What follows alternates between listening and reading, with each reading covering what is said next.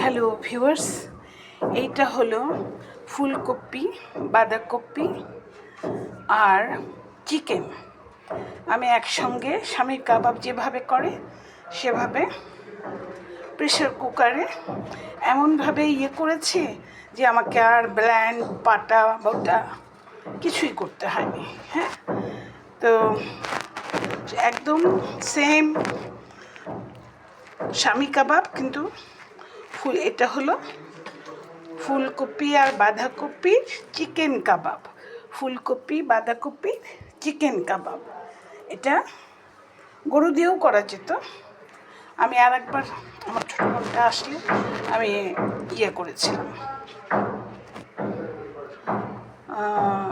করেছিলাম ফুলকপির কাবাব, ফুলকপি বাঁধাকপির কাবাবটা গরু দিয়ে। আজকে যেটা করছি সেটা হলো চিকেন দিয়ে দিস না, তেল দিস। হ্যাঁ, আমি ওই খামিরটা ওই প্রসেসটা দেখাইনি, কারণ কাবাবটা সবাই করতে জানে, সেই জন্য।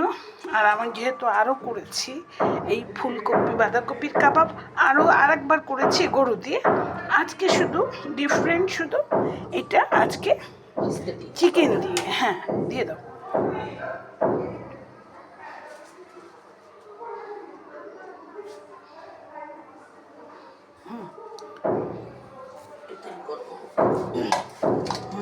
চিকেন দিয়ে আমাদের কাবাব একটু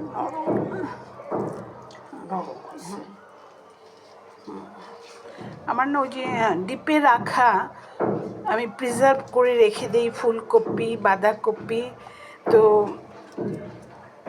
ফ্রোজেন জিনিসটা আর শুধু কাঁচা ছিল মুরগি চিকেনটা। হ্যাঁ, সেই জন্য আমার একটু হাত ধোয়া পানি দিয়েছি।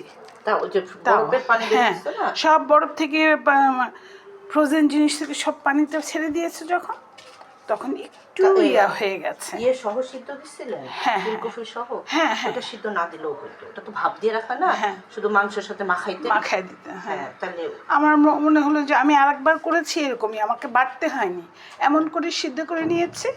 তারপরে শুধু বেরেস্তা করে কাঁচামরিচ দিয়ে ধনিয়ার পাতা দিয়ে মেখে নিয়েছি। হ্যাঁ, ব্যাস। এই যে দিজে এখন ভাজছে আমাদের কপির চিকেন কাবাব। কপির ফুলকপি বাঁধাকপি দুটোই আছে, চিকেন কাবাব। আমি আর একদিন একদম শুরু থেকে দেখাবো, শুরু থেকে দেখাতে পারি না, প্রসেসিংটা অনেক বড়। 7 মিনিটে আমি কাভার করতে পারবো না, 7-8 মিনিট বা 10 মিনিটে আমি কাভার করতে পারবো না। সিদ্ধ করে বাটা প্রসেস করে এই খামিরটা প্রসেস করে নেওয়াটা 7 মিনিটে হবে না, তাই শুধু ভাজার অংশটাকেই দেখাচ্ছি। কারণ কাবাব আমরা সবাই করতে জানি, আর কপির কাবাব আমি আগেও করেছি। ফুলকপি বাঁধাকপি একসাথে কাবাবটা চিকেন দিয়ে, এটাই প্রথম করছি।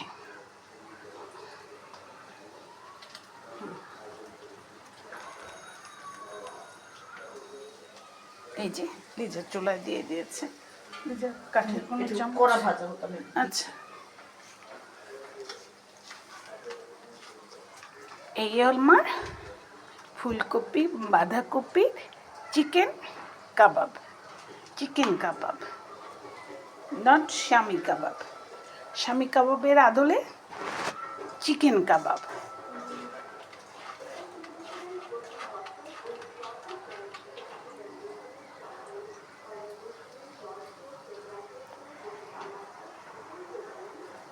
এটা পুদিনা পাতা দিলে আরও ভালো হয়। ইদানিং এই চৈত্র মাসে এদিকে সব পুদিনার গাছগুলো মরে গিয়েছে, পুদিনা বাজারেও পাওয়া যাচ্ছে না।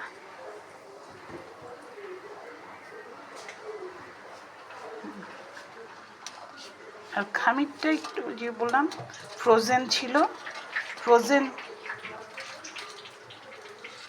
বাঁধাকপি ফুলকপি থাকার জন্য আমি একটু হাত ধোয়া পানি দিয়ে দিয়েছি।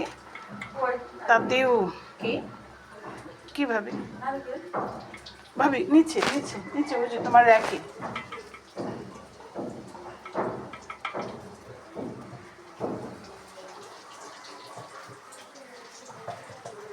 এখানে একবার বা ব্ল্যান কুড়াইতে দেওয়া হয়েছিল 3-4টে ইয়া বাচ্চাও ছিল ভাবি কুড়াই অর্ধেক খেয়ে ফেলেছে।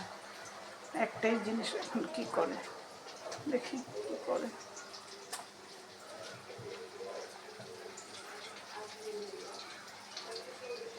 তাপ বেশি হয়ে গেছে, একটু তাপটা কমা।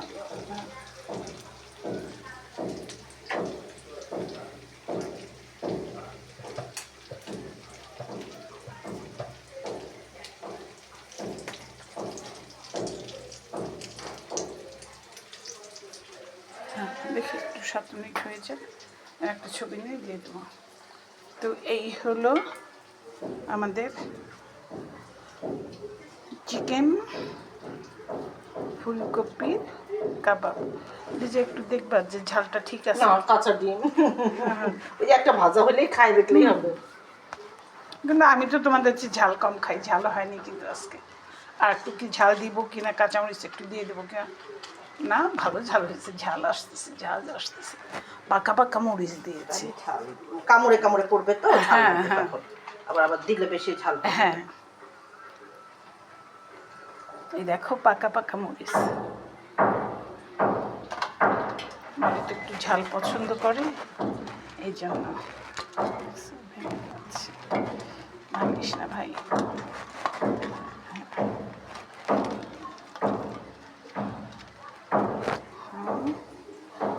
এই তো 6 মিনিট হয়ে গেছে। নিজে তুললে আমি একটু ছবি তুলবো, হ্যাঁ তুলে দেওয়া যায়। তাহলে আমি পরে হাত লাগাতে পারবো। এটা করা শেষ হয়ে গেলে আমি ছবিটা নিয়ে নেব। 7 মিনিট হয়ে গেছে।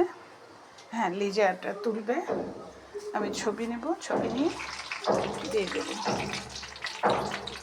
তারপরে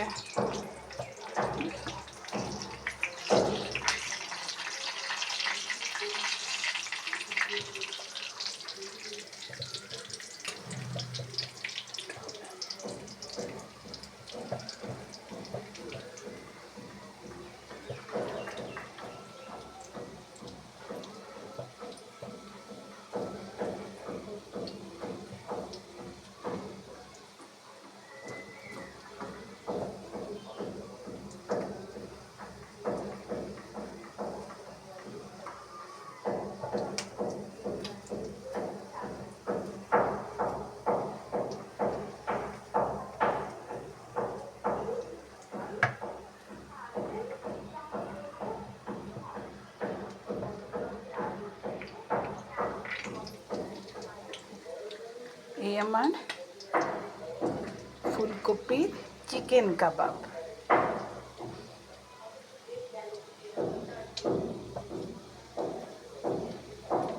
হয়ে গেছে লিজাটা। হ্যাঁ উল্টায় দাও, উল্টায় একটু উল্টায় এই সাইড।